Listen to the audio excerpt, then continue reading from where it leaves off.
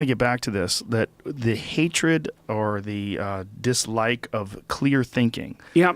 Do you think that this comes from people, I'm not even sure I completely wrap my head around this, but do you think this is from someone with, they understand that their logic is muddy?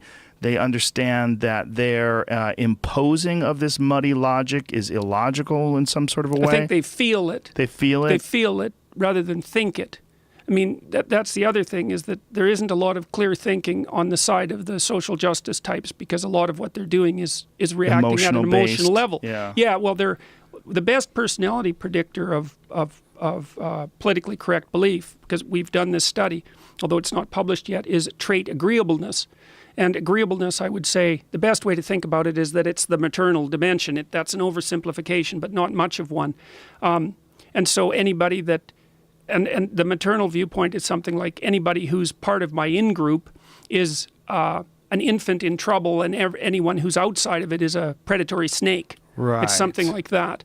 And so you're seeing that manifest itself in a political doctrine. Well, you're clearly seeing that today with what's going on with these, like say, the Berkeley Milo rally, where people who are on the left, who you would think of as being pro-woman, anti-violence, are more than capable of committing violence against women who support Trump, because then they categorize them as Nazis, and we're supposed to punch Nazis.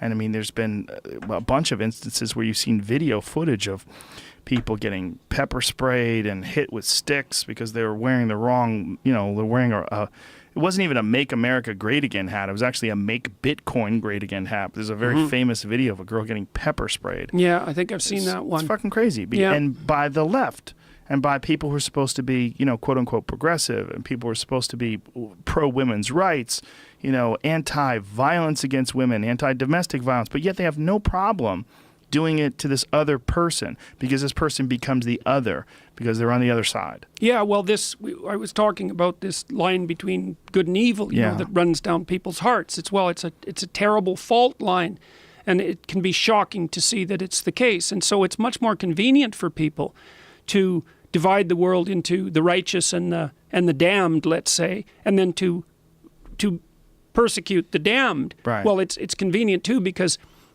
whatever resentment and hatred and bitterness you have in your heart, and you have plenty of that, generally speaking, if you're a social justice type, because you regard yourself as oppressed, and then that's a great starting point for resentment and hatred, right? To be a victim. We know that one of the precursors to genocide, and I'm not saying at all that we're near that state. I'm not saying that, but one of the precursors to genocide in a genocidal state, or in a pre-genocidal state, is the acceptance of victim status by the eventual perpetrators. Because the idea is, well, like, we're innocent, we're being persecuted, and those people are going to get us. So eventually that becomes, well, we'll get them first. And it gives so you have a target for all your resentment and your hatred, and it's a justifiable moral target. And so all the part of yourself that you don't recognize as contributing to whatever problem you think, now pollutes the world, you can ignore all that. You're on the side of the good. There's no moral effort required. And then you have someone to conveniently hate and hit and hurt. And all the while, you can look at yourself in the mirror and say, I'm on the side of the good. I'm just punching Nazis. Right. Right. Well, is there or hitting them with bike locks